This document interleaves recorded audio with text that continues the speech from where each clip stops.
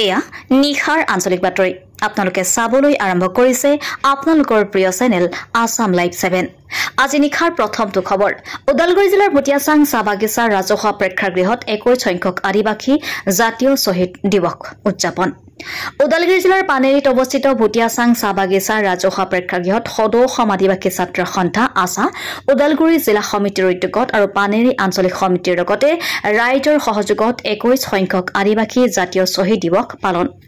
এই কাৰ্যসূচীত ৰাতিপুৱা 9 বজাত পতাকা উত্তোলন 10 বজাত শহীদ তৰ্পণ 10 বাজি 30 মিনিটত বৃক্ষৰোপণ 11 বজাত অষ্ট শহীদৰ সমাধিস্থলীলৈ শোকযাত্ৰা ওলাই পিছত স্মৃতিচাৰণ সভা আৰম্ভণি কৰে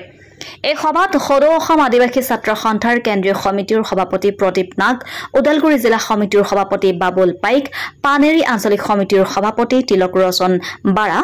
ভটিয়াচাং প্ৰাথমিক সমিতিৰ সভাপতি অমৃত ইন্দ্ৰৰ লগতে ৰাইজ উপস্থিত থাকি 21 সংখ্যক আদিবাসী জাতীয় শহীদ দিৱসৰ সভাখন সফলভাৱে ৰূপায়ণ কৰে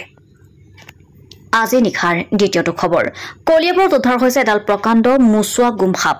সৰ্পবন্ধু সঞ্জীৱ ডেকাই উদ্ধাৰ কৰিছে সাপডাল কলিয়াবৰ উৰণী গাঁৱৰ প্ৰাঞ্জল মহন্ত নামৰ লোকজনৰ ঘৰৰ ড্ৰয়িং ৰুমৰ সোফাৰ তলত জিৰণি লৈ থকা অৱস্থাত প্ৰকৃতি প্ৰেমী যুৱক তথা সৰ্পবন্ধু সঞ্জীৱ ডেকাই উদ্ধাৰ কৰে সাপডাল উদ্ধাৰ কৰা সাপডাল পিছত শিলঘাট সংৰক্ষিত বনাঞ্চলত মোকলাই দিয়ে সৰ্পবন্ধু সঞ্জীৱ ডেকাই ইফালে সাপডাল চাবৰ বাবে আহি ভিৰ কৰা লোকসকলক সাপ নামাৰিবলৈ আহ্বান জনোৱাৰ লগতে বিষাক্ত আৰু অবিষাক্ত সাপ কোনবোৰ তাৰ ওপৰতো এক বুজনিমূলক মন্তব্য দাঙি ধৰে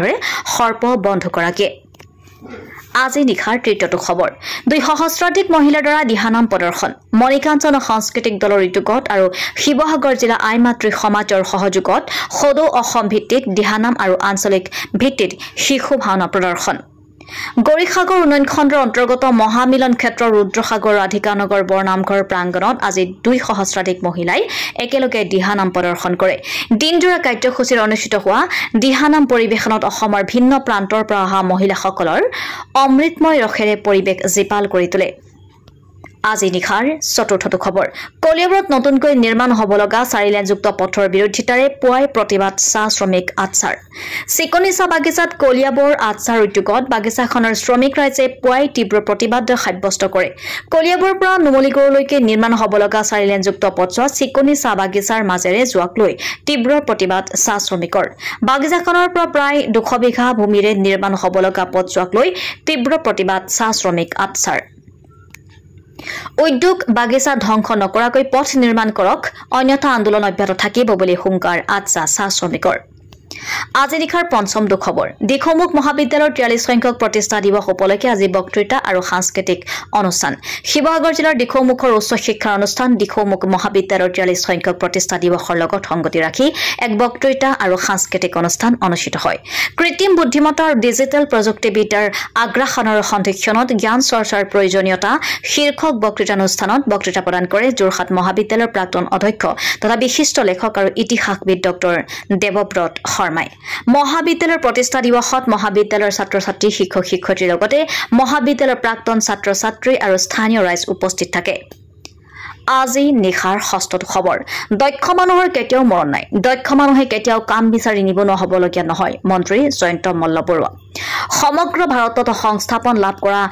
NESCৰ 60 গৰাকী প্ৰাৰ্থীক নিযুক্তি পত্ৰ প্ৰদান কৰে মন্ত্ৰী জয়ন্ত মল্লবৰুৱাই দক্ষ মানুহৰ কেতিয়াও মৰণ নাই দক্ষ মানুহে কেতিয়াও কাম বিচাৰি নিবনুৱা হ'বলগীয়া নহয় কেৱল আমি আমাৰ দক্ষতাটো কেনেকৈ সুন্দৰভাৱে এটা ব্যৱস্থাৰ মাজেৰে প্ৰশিক্ষণৰ মাজেৰে আগবঢ়াই নিও সেইটোৰ ওপৰত নিৰ্ভৰ কৰে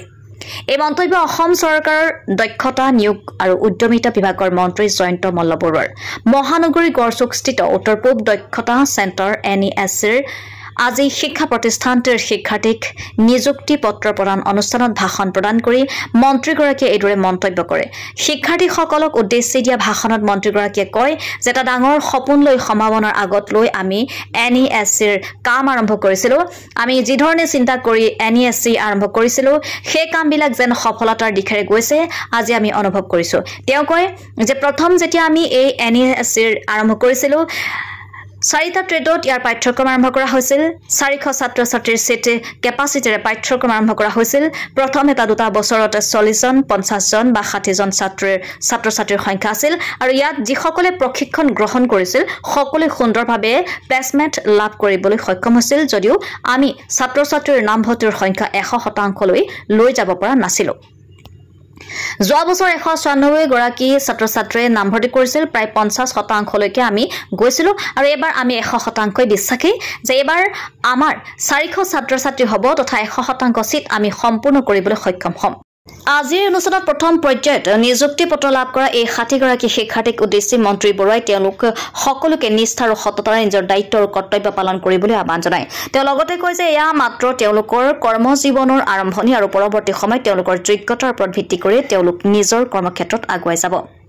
উদালগুৰিৰ পৰা জেমছ টিগাল কলিয়াবৰৰ পৰা অনুপ বৰা গৰিসাগৰৰ পৰা সাদ্দাম আলী আৰু শিৱসাগৰৰ পৰা পল্লৱ গগৈ ৰিপৰ্ট আসাম লাইভ 7